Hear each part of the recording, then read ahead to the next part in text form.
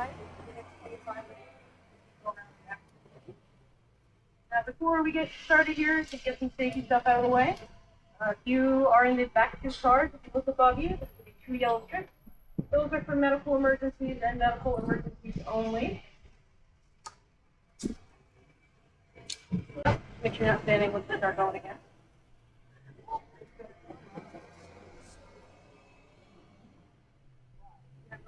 Now we are in the East African habitat. We'll be visiting this area on the way back to our tours. Our white part two. This is one of the 2 park tours of the San Diego Zoo Wildlife Alliance. The other being the San Diego Zoo downtown and Balboa Park. Now the safari park started back in the 60s as a breeding facility for the San Diego Zoo. Now vultures are very important. They're known as keystone species.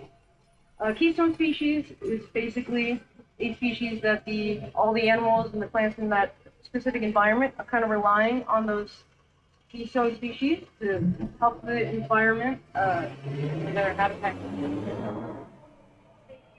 Place because of poaching and stuff like lead poisoning. The lead poisoning happens because a lot of hunters leave lead bullets when they're out hunting, and the vultures will eat those carcasses that have the lead bullets in them, and from that get the lead poisoning. So if you happen to be a hunter, something you can brown antelope with the curved back horns.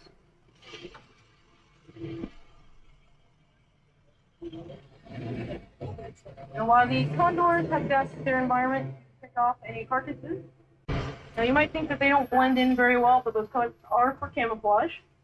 Most predators are actually colorblind, so they can't really see the difference between red and green. If you take out your phone and take a picture of them and set the filter to black and white, you might be able to see what I mean, especially the one under that tree there, going to blend in pretty well. Dark green. Now you might be able to spot the male there. He's a lot darker than the rest of them. That's on purpose. He doesn't want to stand out. Most animals in the world, they're not going to blend in very well. But they also have a similar adaptation as the sable antelope. They're getting back down the hill.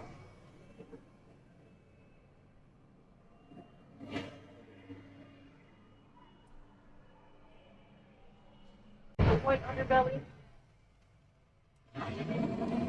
Now the Somali wild axe is one of the most critically endangered species in the world. There's estimated to be only 200 of them left on the planet. We don't have a fully accurate number of them, because they're a pretty good look at the grown antelope on your left-hand side. You get a pretty good view of what that threat has looks like. On a top that will be passed by your corner. They also have that really reddish orange coat that helps blend in really well. Move on to keep those animals doing their job.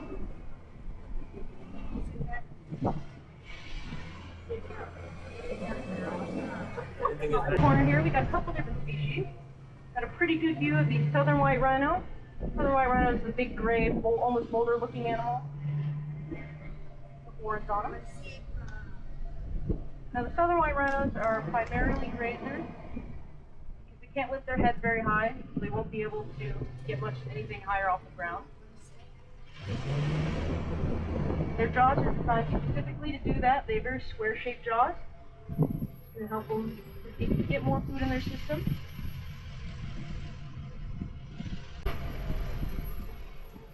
Now the wildebeest are primarily known for their great migrations.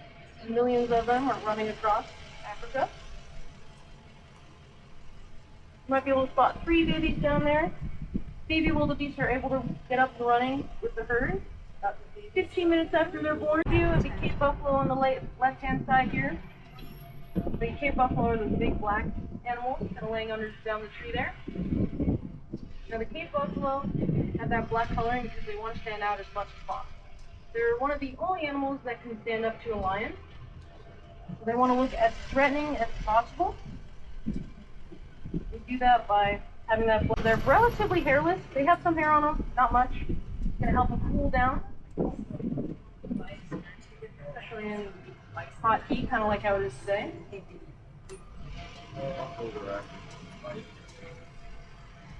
And we also have some springbok here with them as well.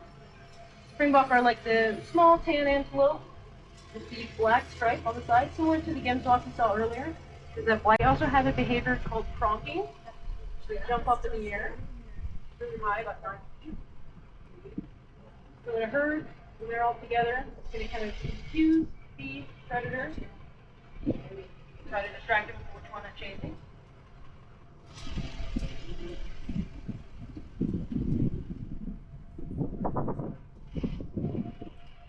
Pretty good view of the Maasai giraffe here. Now the Maasai giraffe are kind of on the right-hand side. We'll pass some more giraffes. Now our key one is pretty close to the wall. We'll try to make sure to stay quiet, make sure he doesn't run away. And one of them eats something down there. Now the giraffes are kind of known as the tree trimmers of the savannah. You might notice a lot of the trees have a lot of the bark stripped off of them. That's from the giraffe. As far as they can reach. The giraffes have specifically designed tongues to be able to eat their food in a more efficient manner. The tongues are about 18 inches long. If you want a good frame of reference for that, it's about the length from the crook of your elbow to the top of your pelvis finger. It's about the same length as the giraffe's tongue.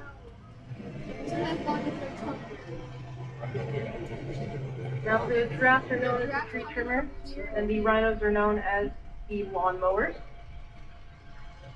They spend most of their days just grazing, eating food.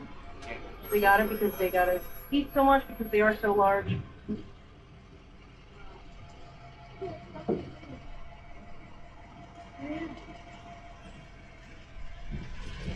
Without you, our mission would be a lot harder to be able to try to bring attention to a lot of those animals that need our help.